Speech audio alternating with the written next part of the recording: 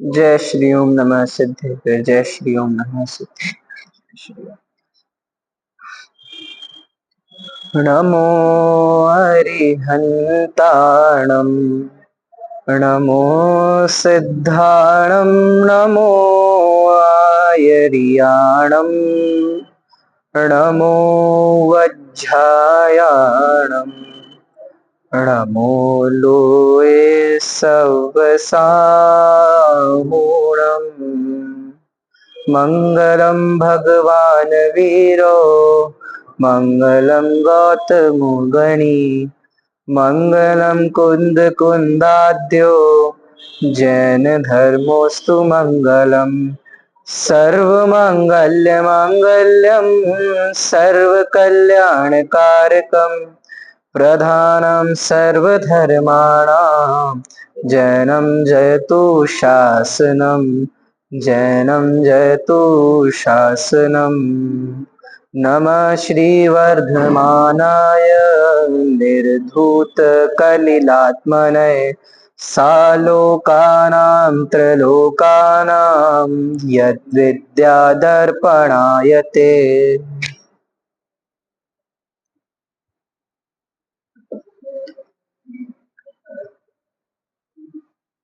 अभी कुछ महीनों पहले हमारी चर्चा रत्न करण शावकाचार्य जी पर चल रही थी, जिसके अंदर हमने समंत भद्रदेव ने जो चर्चा करी है कि वास्तव में वो सम्यक दर्शन किस प्रकार प्राप्त होता है, सम्यक दर्शन में किस प्रकार की भूलें भी हो जाती हैं, किस प्रकार की चूकें हो जाती है और उनका निवारण किस प्रकार किया जा सकता है, उसके बारे में हमने जाना था। हमारी चर्चा चली थी पहले तो कि वह सम्यक दर्शन आखिर है क्या, सम्यक दर्शन का स्वरूप क्या है। फिर उसके बाद कि जो सम्यक दर्शन की प्रथम सीढ़ी ही है सच्चे देव शास्त्र गुरु का श्रद्धान होना, उनका जो सच्चे देव शास्त्र गुरु का स्वरूप था वह हमने यहाँ जाना था कि वास्तव में आप्त वही हैं जो दोषों से रहित हैं, शास्त्र वही है जो उन आप्त के द्वारा कहा गया है, और गुरु वही है जो उस आगम के अनुरूप अपना अनुचरण करते हैं, अपना आचार विचार पालते हैं। फिर उसके बाद जब सम्यक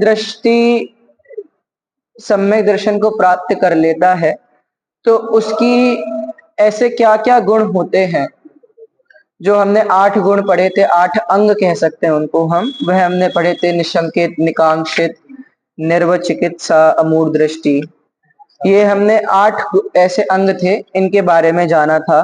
फिर जब प्रभावना पूरी होती है, प्रभावना अंग हो गया, उसके बाद हमने देखा था कि इनमें कौन कौन प्रसिद्ध हुए हैं प्रथमानुयोग की दृष्टि से।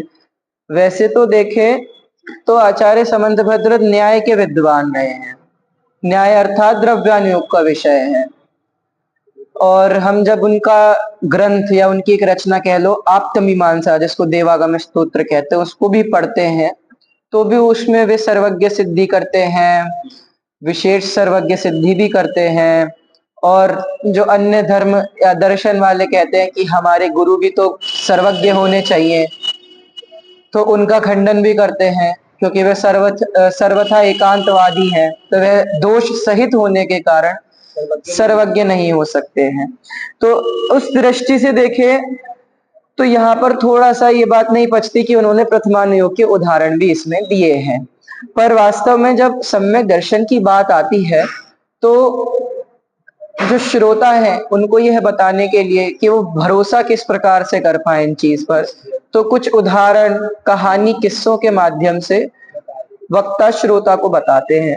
तो इसलिए उन्होंने यहाँ पर जो इन 8 अंगों में प्रसिद्ध हुए, जैसे अंजन चोर, अनंतमती रानी, उद्दायन राजा, रेवती रानी, जिनेन्द्र भक्त, वारिशेन मुनि, विष्णु कुमार, तो ये जितने भी हुए प्रसिद्ध हुए, इनका यहाँ उदाहरण देते हुए 8 अंग में प्रसिद्धि किस प्रकार रही इनकी वह चर्चा करी। फिर उसके बाद अब वो सम्यक दर्शन के अंदर क्या क्या दोष रहते हैं उन दोषों की चर्चा करी कि लोक में हम लोक मूर्ता देखते हैं, देव मूर्ता के रूप में कुदेवादिक को देखते हैं, गुरु मूर्ता के रूप में पाखंडी इत्यादि को देखते हैं, उनकी यहाँ पर चर्चा करी।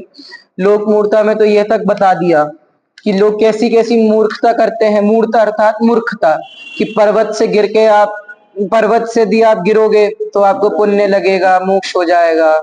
आप सागर में डुबकी, नदी में डुबकी लगाओगे तो आपको मोक्ष हो जाएगा। ऐसी ऐसी लोक में मूर्ताएं चलती हैं। समकित ऐसा नहीं करता है। वास्तव में ये जो समकिति के दोष, इन दोषों के बिना सम्यक दर्शन होता है। यदि ये दोष रहेंगे तो सम्यक दर्शन नहीं होने वाला है, क्योंकि सम्यक दर्शन की भी शर्त है 8 अंग सहित, 3 मूर्ता रहित, 6 अनायतन रहित, और एक चीज और मैं भूल रहा हूं, उनके रहित यह रहता है, सम्यक दृष्टि रहता है। 8 अंग, 3 मूर्ता, 6 अनायतन, और एक चीज और मैं थोड़ा भूल रहा हूं, मुझे याद नहीं आ रहा है। उनसे रहित ही 8 अंग सहित रहता है, यानी 8 शंकादिक दोषों से रहित। तो इसका मतलब 8 निशंकित अंगों के सहित, 3 मूर्ता के रहित, 6 अनायतन के रहित, और 3 मूर्ता और 8 मद के रहित। याद आ गया, 8 मद जो होते हैं, देव ज्ञानम पूजाम कुलम जाति, ज्ञान मद, पूजा मद, कुल का मद, अपने जो ये 8 मद होते हैं, इनके रहित है। ये सब सम्यक दृष्टि को, मद अर्थात मान, घमंड, तो उसको किसी भी प्रकार का घमंड सम्यक दृष्टि को अपने अंदर मान नहीं रहता है। तो ऐसी हमने ये मूर्ताओं के बारे में उस समय चर्चा करी थी। पाखंडी अर्थात जो गुरु मूर्ता है, पाखंडी मूर्ता जिसको कहते हैं, उसमें वही जो गुरु, सच्चे गुरु का स्वरूप है, उसका एग्जैक्ट उल्टा करा है। जो आरंभ सहित हो, परिग्रह सहित हो, संसार चक्र में घूमता हो, और मैं अगर डिटेल में को तो सामाजिक दुनियादारी के कामों में रहता हो, जो घर दुकान इत्यादि में देखने में, जो पंच इंद्रियों के विषय में लिपटा रहता हो, तो यह सारी हम गुरु मूर्ता के अंदर देखने में आती हैं। उसके बाद 8 मदों की चर्चा हमारी चली थी कि वे 8 मद कौन कौन से रहते हैं। अब आज हमारी यहाँ चर्चा वो सम्यक दर्शन के जब दोष खत्म हो गए, अब सम्यक दर्शन की वो महिमा, महात्म्य जिसको कहते हैं, महानता क्या है, वो किस प्रकार से होती है, कि उसको आचार्य श्री यहाँ पर जो बताना चाह रहे हैं, समंतभद्र देव बताना चाह रहे हैं, वो एक संपत्ति, कि हमको संपत्ति प्राप्त हुई और सम्यक दर्शन प्राप्त हुआ, तो आप दोनों में से किसको चुनना पसंद करोगे, इसके माध्यम से वो यहाँ पर 27 नंबर की कारिका में बता रहे हैं आचार्य समंतभद्र देव। देखिए, यदि पाप निरोधोन्य संपदा किं प्रयोजनम, अथ पापाश्रवोस्तन्य संपदा किं प्रयोजनम। ये संस्कृत में श्लोक जो उन्होंने लिखे हैं।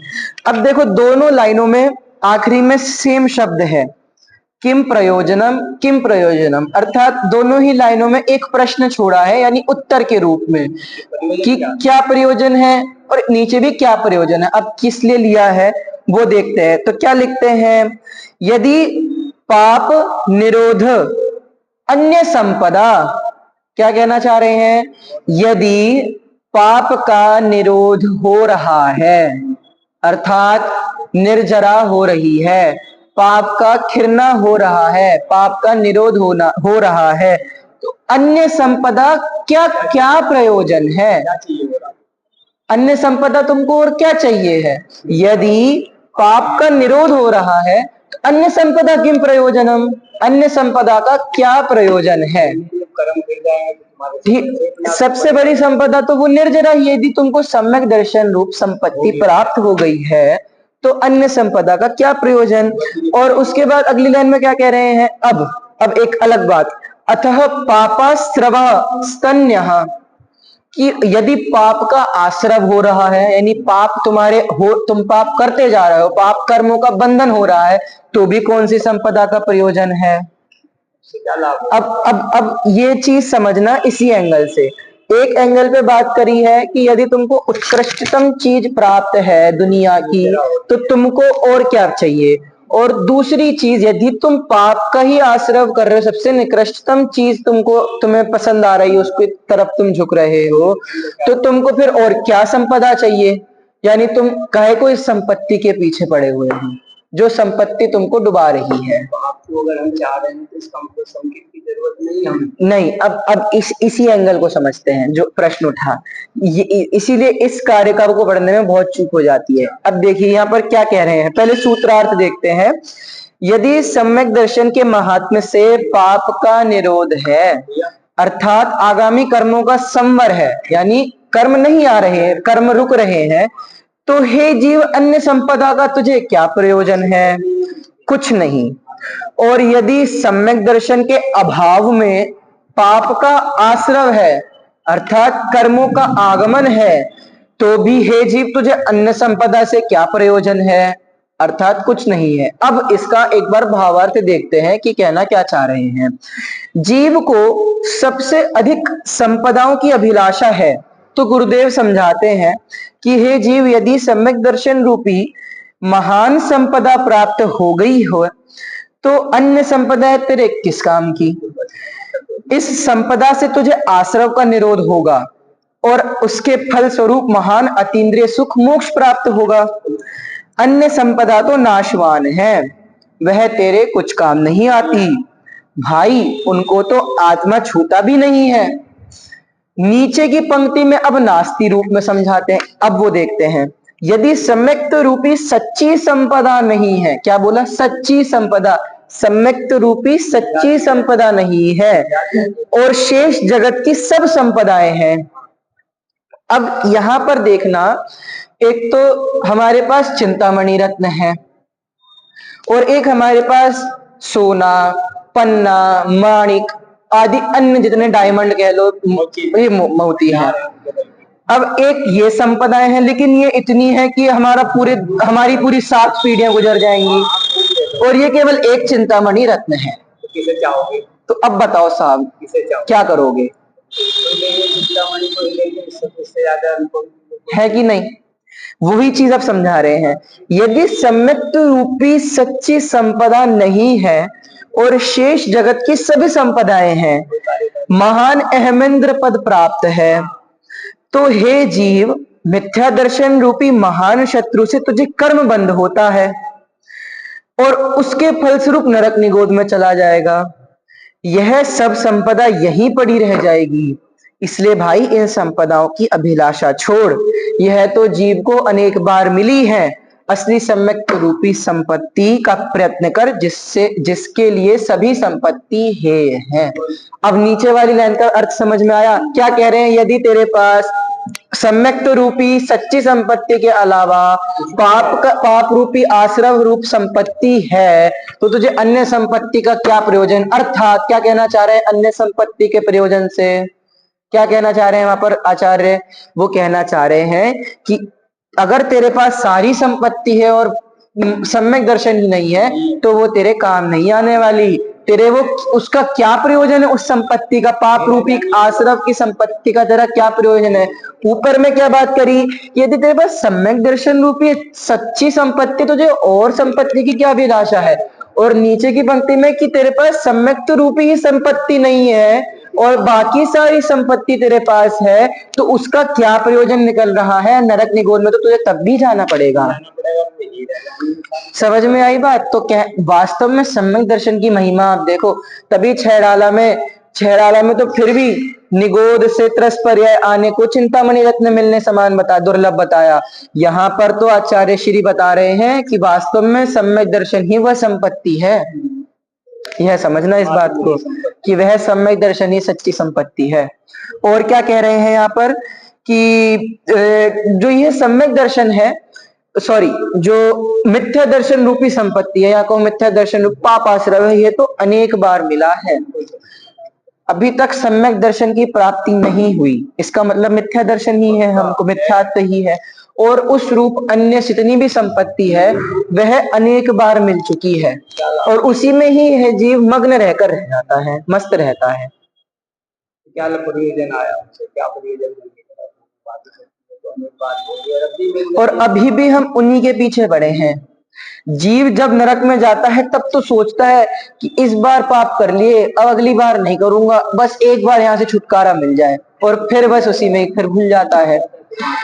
यहाँ पर गुरुदेव श्री बहुत ज्यादा गुरुदेव श्री इस चीज को कहते हैं कि हे भाई, नौवे ग्रेव्यक तक तो कितनी बार गया है, अंतिम ग्रीवक लौ की हद, मुनिव्रत धार अनंत बार ग्रीवक उपजायो, पे निज आत्म ज्ञान बिना सुख लेश ना पायो।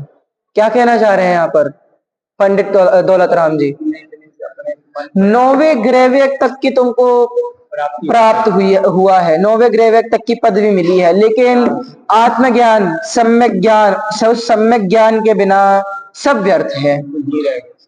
चौथी ढाल में तभी तो कहते हैं कोटि जन्म तक तपे ध्यान बिन कर्म झरे जे, ज्ञानी के क्षण माही में।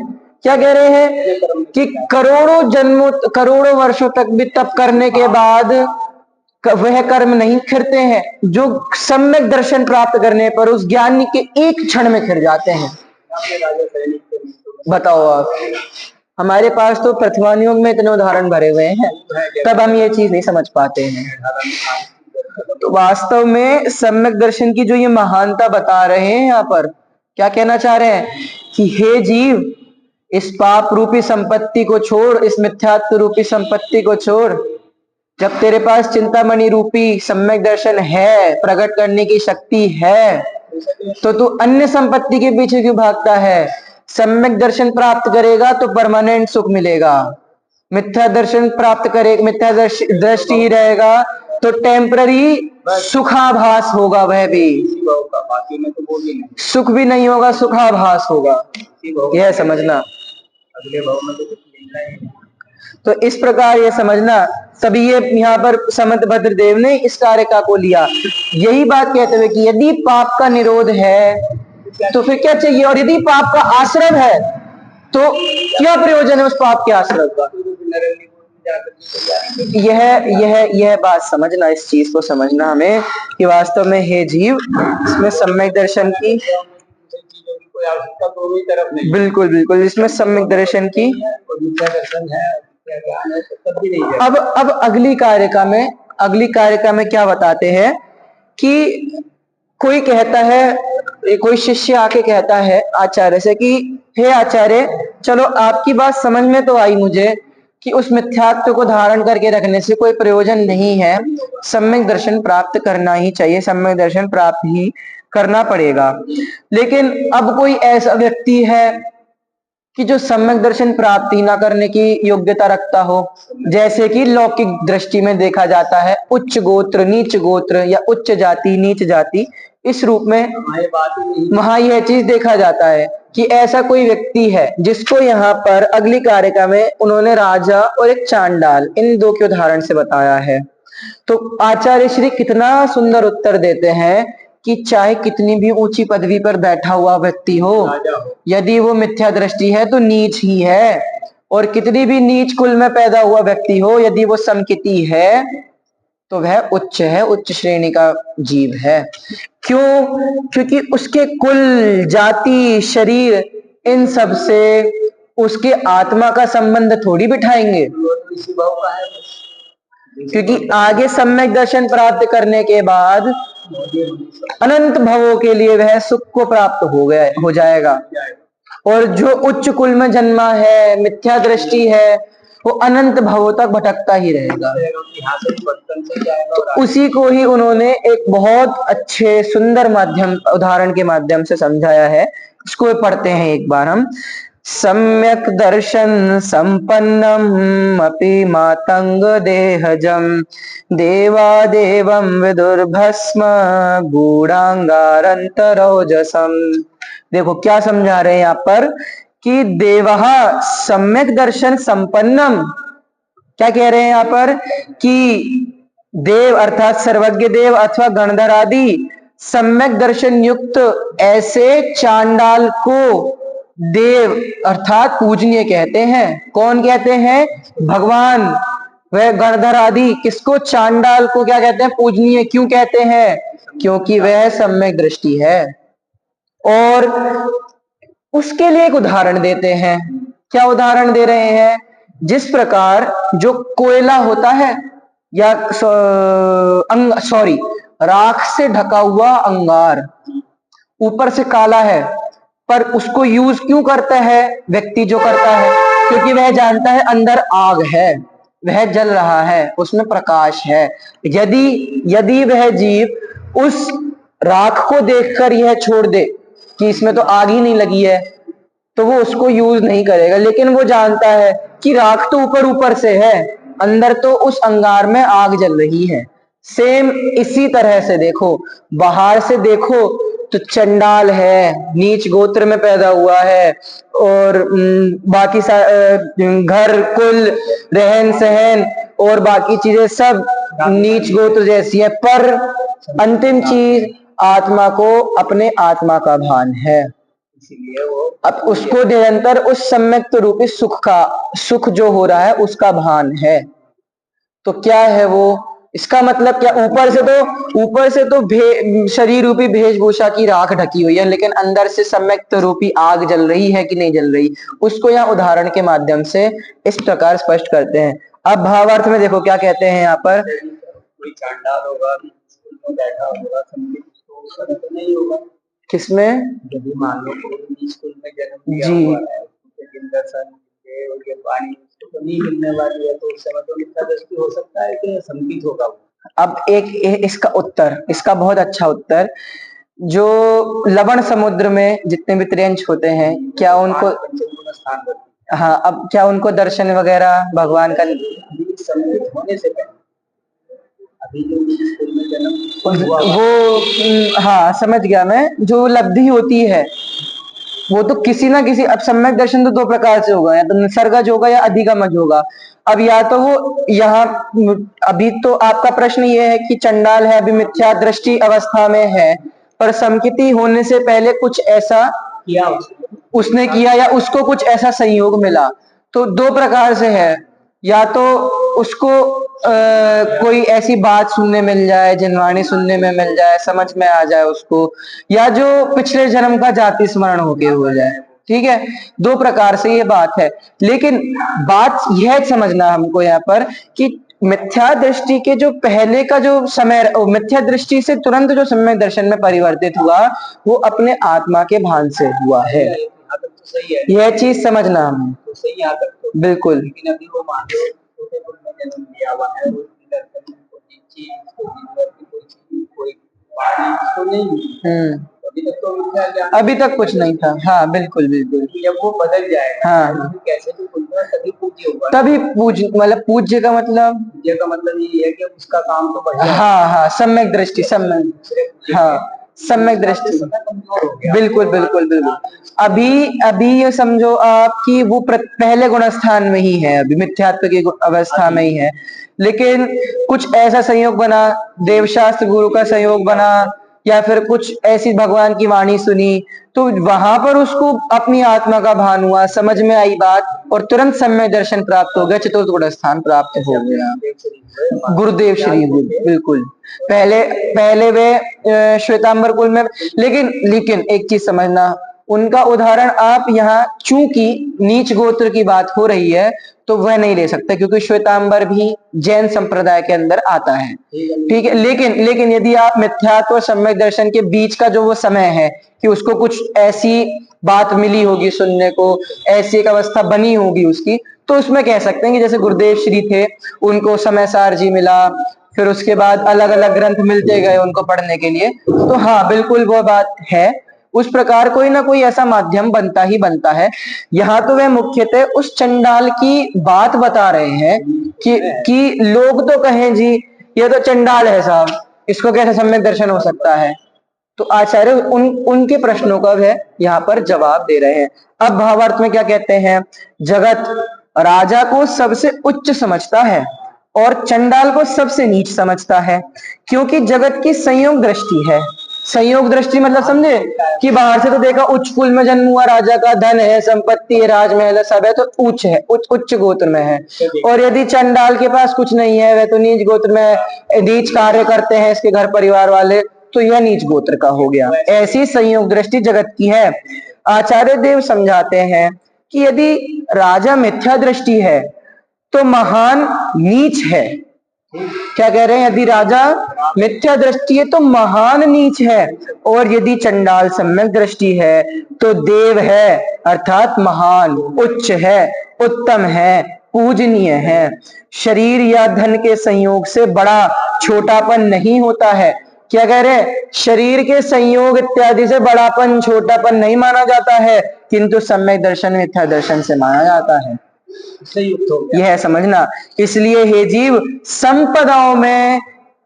संपदाओं का कुछ भी महत्व नहीं है, सम्यक दर्शन का महत्व है। पिछली कारिका में आ जाओ वापस, कि राजा की जैसी रूप संपदा भी हमारे पास है तो भी कोई मतलब नहीं है, लेकिन यदि सम्यक रूपी संपदा है और भले ही खाने को कुछ नहीं मिलता हो तब भी तुम उच्च व्यक्ति हो, उत्तम व्यक्ति हो, पूजनीय व्यक्ति हो, पूजनीय है आप।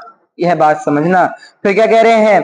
इसी बात को एक दृष्टांत से पुष्ट करते हैं कि देखो, आग यदि राख में दबी हुई है तो वह प्रकाश रूप ही है। राख जड़ है, अग्नि चेतन है। क्या कह रहे हैं? आग जड़ है, चंडाल रूप जड़ है, राजा रूप जड़ है। अंतरंग में जो तुम्हारे सम्यक रूपी प्रकट ज्योति है वह वास्तव में चेतन है। जड़ की कीमत नहीं, चेतन की कीमत नहीं, सॉरी, जड़ की कीमत नहीं, चेतन की कीमत है। उसी प्रकार सम्यक दर्शन यदि चंडाल के शरीर में है तो हो, शरीर और संयोग तो राखवत जड़ है। सम्यक दर्शन तो चेतना का स्वभाव परिणमन है। बताओ क्या कह दिया यहाँ पर? कि वह राजा, चांडाल इत्यादि जो शरीर के संयोग है वो तो राखवत जड़ है, जिसके पीछे हम दिन रात निरंतर भागे पड़े रहते हैं। पैसा पैसा, और जिसको गुरुदेव श्री कहता है धूल है, सब धूल है। जमाने के देखो ना, 2 अरब 40 करोड़ आज तो उनको गिनने में नहीं बैठ पाए, और उसको क्या कहते हैं? धूल है। यदि तुम्हारे पास खाने को रोटी नहीं है लेकिन तुम्हें सम्यक रूपी ज्योति प्रकट है, तुम्हारे पास सम्यक रूपी संपत्ति है, तो तुम सबसे बड़े धनवान हो, पूरे विश्व के बड़े धनवान व्यक्ति हो। यह बात समझना। और क्या कह रहे हैं?